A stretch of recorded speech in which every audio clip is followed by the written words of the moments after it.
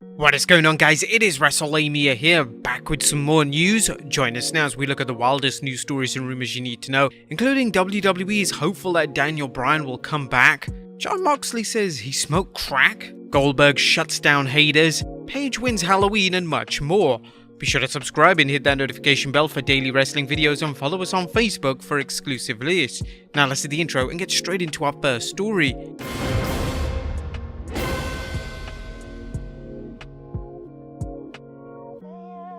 Our first story looks at WWE hopeful that Bryan Danielson will return. Topping today's news is an intriguing story concerning the WWE's relationship with former superstar Daniel Bryan. Will Bryan Danielson eventually return to WWE? Well, a recent report from Fightful Select states that WWE is reportedly hopeful that the leader of the Yes movement will come back somewhere down the road. Fightful reports, WWE sources tell us that they were well aware his deal was coming up soon when that was booked, and spoke highly of Bryan Danielson's professionalism in working with Roman Reigns and making their match as good as possible on the way out. One source said that Bryan handled things so well that a lot of people didn't think that he was actually leaving or taking time off. We couldn't have asked for more. Now we know from past news reports that Bryan has only had good things to say about his stay in the WWE, and after his AEW debut, he thanked the company for all they did for him and his career. While it remains to be seen whether Danielson will want to wrestle once his time in AEW ends, a return to the WWE for a Hall of Fame induction seems likely given the goodwill between himself and the company. Next up, Goldberg says he shut down the haters. Is Goldberg wrestling off his legacy rather than any remaining skills? Well, fans who watched Goldberg vs Bobby Lashley at this year's Crown Jewel witnessed quite the performance from Bill, and Goldberg himself seems quite proud of his performance. He spoke about the match during an episode of his podcast, CarCast, proclaiming he'd silenced his critics. "I don't have the best track record in Saudi Arabia. I knocked myself out in the match. I dropped the Undertaker on his head and this and that. I need to redeem myself, and I'm not happy with my performance, but I'm satisfied with it to a point where I think it shut all these effers up finally. Undertaker and I were cool." Now, Goldberg did put in a fantastic performance at Crown Jewel, going over 11 minutes before disposing of Bobby Lashley in a dominant win. Goldberg reportedly only has one match left on his WWE contract, and some fans believe it'll be quite the challenge for him to top his match against the Almighty. The Hall of Famer had plenty of praise for his opponent Bobby Lashley.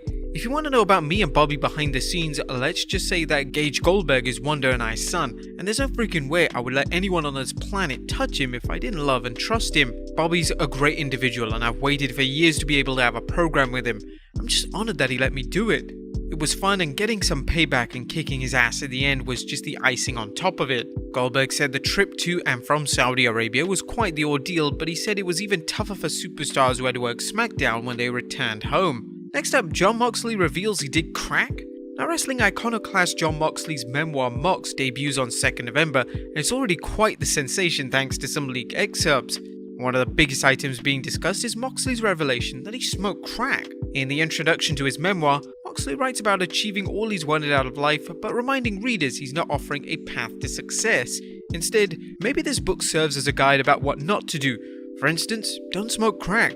I'll describe it for you now so curiosity doesn't get the better of you. It's like doing a whippet and eating wasabi at the same time. Still, if you really just love smoking crack and that's your thing, then I won't stop you. Now, Moxley's book is sure to get fans talking, as there's also been revelations of him blasting the WWE's Executive Vice President of TV production Kevin Dunn in a way that can do no justice thanks to YouTube's stringent standards on swearing. Next up, Tony Khan talks an AEW streaming service. Is AEW going to offer its own streaming service much like the WWE Network and other promotions do?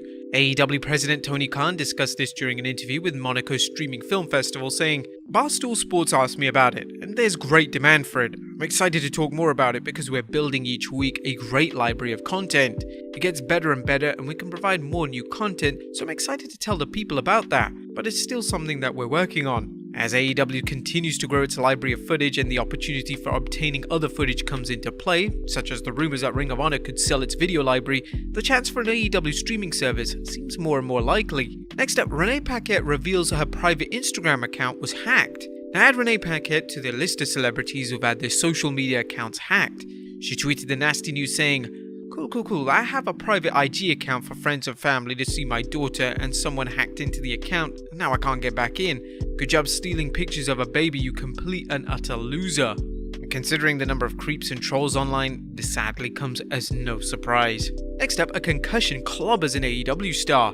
Now, news is coming in that current AEW sensation Thunder Rosa suffered a concussion. Rosa shared the news via a vlog recently, and now Wrestling News' Andrew Ravens is reporting Rosa hasn't worked a match for AEW since the October 19th episode of Dark, which was taped earlier this month.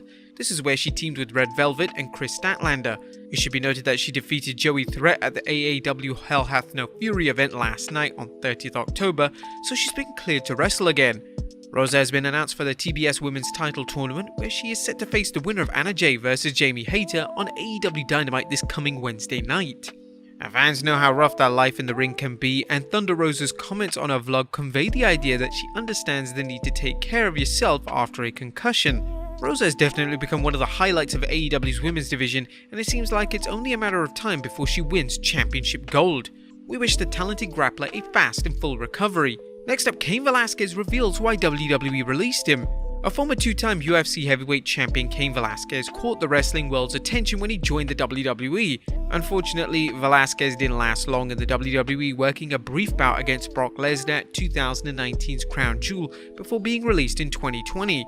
During a chat with the MMA Hour, Velasquez revealed why his WWE run was cut short.